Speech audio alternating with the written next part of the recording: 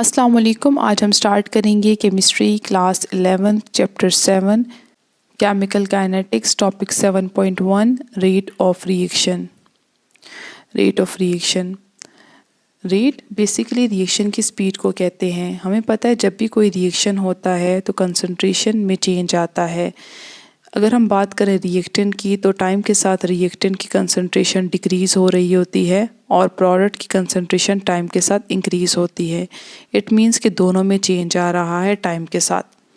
अगर ये टाइम के साथ चेंज ज़्यादा जल्दी आता है तो हम कहते हैं स्पीड ज़्यादा है, और अगर ये चेंज जो है वो स्लो होता है तो हम कहते हैं रेट कम है। तो रेट बेसिकली हम रिएक्शन की स्पीड को कहते हैं। Change in concentration of a substance divided by time taken for that change. अब रिएक्टेंट की कंसंट्रेशन टाइम के साथ डिक्रीज़ कर रही होती है और प्रोडक्ट की कंसंट्रेशन जो है वो टाइम के साथ इंक्रीज़ करती है। अगर हम रेट को डिफाइन करें in terms of reactant and product तो हम ये कह सकते हैं कि decrease in concentration of reactant per unit time is rate और increase in concentration of product per unit time. Unit की बात करें तो कंसंट्रेशन बाय टाइम होता है और कंसंट्रेशन का यूनिट मोल पर डेसीमीटर क्यूब होता है, जबकि टाइम का सेकेंड। तो ओवरऑल रेट का फिर यूनिट होगा मोल पर डेसीमीटर क्यूब पर सेकेंड। ये हमारे पास ग्राफिकल प्रेजेंटेशन है कंसंट्रेशन चेंज की। हम नोट कर सकते हैं कि ए हमारे पास रिएक्टेंट मॉलिक्यूल हैं जबकि बी हमारे पास प्रोडक्ट मॉलिक्यूल हैं। ए की जो कंसंट्रेशन है वो टाइम के साथ आप नोट कर रहे हैं कि वो डिक्रीज़ हो रही है। क्यों? क्योंकि इनिशियली हमारे पास ए की कंसंट्रेशन मैक्सिमम थी, ये हमारे पास रिएक्टेंट था, जबकि बी हमारे पास ज़ीरो था।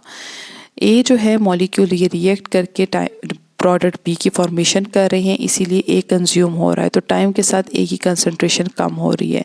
क्योंकि ए यूज़ हो रहा है प्रोडक्ट बनाने के लिए, इसीलिए टाइम के साथ बी की कंसंट्रेशन इंक्रीज़ हो रही है। तो इनिशियली हमारे पास सिर्फ ए था, फिर क्या है ए में हमारे पास बी की फॉर्मेशन भी हो रही है। ए हमारे पास ब्लैक कलर में है और बी हम लोगों ने रेड कलर से शो किया हुआ है। आप नोट करें कि टाइम के साथ ए जो है वो कंज्यूम हो रहा है और आपको बी की जो अमाउंट है वो इंक्रीज़ होती हुई नज़र आ रही है। और फिर एक पॉइंट ऐसा आता है कि जो इनकी अमाउंट होती है वो कांस्टेंट हो जाती है। ठीक है, इसका मतलब ये होता है कि या तो रिएक्शन स्टॉप हो चुका है या तो रिएक्शन ने इक्विलिब्रियम को अचीव कर लिया है। तो ये है changing rate over time. Reaction का रेट डिक्रीज हो रहा है कॉन्टीन्यूसली क्योंकि रिएक्टेंट की जो अमाउंट है वो टाइम के साथ चेंज हो रही है। एवरेज रेट क्या होता है? एवरेज रेट जो है, एवरेज रिएक्शन रेट जो है वो किसी भी टाइम इंटरवल में जो कंसंट्रेशन का चेंज आता है उसको कहते हैं। मतलब हमें एक टाइम इंटरवल गिवन हो और हमें कहा जाए कि उसका रेट फाइंड करो, तो उस टाइम इंटरवल में कितना कंसंट्रेशन का चेंज आया है, टाइम कितना लगा है, उसको हम डिवाइड करेंगे तो हमारे पास एवरेज रेट आ जाएगा। लेकिन अगर हमें कह दिया जाए कि किसी एक इंस्टेंट पे हम रेट फाइंड करें तो वो फिर हमारा इंस्टेंटेनियस रेट होगा, या जिसको हम डिफरेंशियल रेट भी कहते हैं, जिसको हम dx डिवाइड बाई dt से रिप्रेजेंट करते हैं। Rates of reaction in terms of reactant and product. जैसे कि हम लोगों ने रिएक्टेंट ए लिया है और प्रोडक्ट बी लिया है।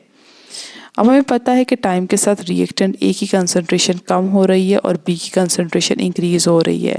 इसीलिए जो इंस्टेंटेनियस रेट है ए के लिए वो हमने शो किया -dA डिवाइड बाई dt, क्योंकि माइनस का साइन शो करता है कि ए की कंसंट्रेशन टाइम के साथ डिक्रीज़ हो रही है।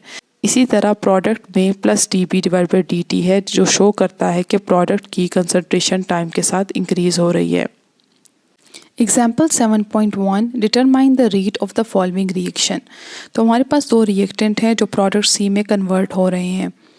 हमने देखना है इनका रेट। तो रेट फाइंड करने के लिए हमारे पास डाटा गिवन है। तो हमने करना ये है कि हमने कोई भी एक टाइम इंटरवल सेट करना है और उस टाइम इंटरवल में जितनी कंसंट्रेशन का चेंज आ रहा है उसको डिवाइड करना है टाइम चेंज से और हमारे पास रेट आ जाएगा।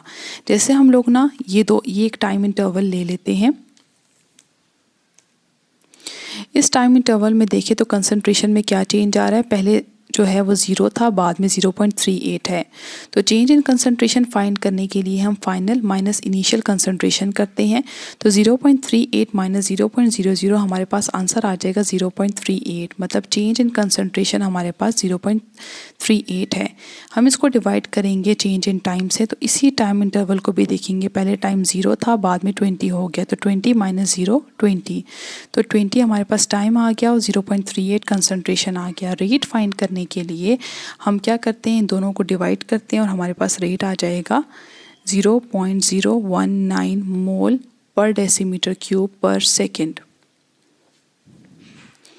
आई होप कि आपको ये टॉपिक समझ में आ गया होगा। फर्दर अपडेट्स के लिए आप हमारे व्हाट्सएप चैनल को ज्वाइन कर सकते हैं, जिसका लिंक डिस्क्रिप्शन बॉक्स में गिवन है। Thank you so much. अल्लाह हाफिज़।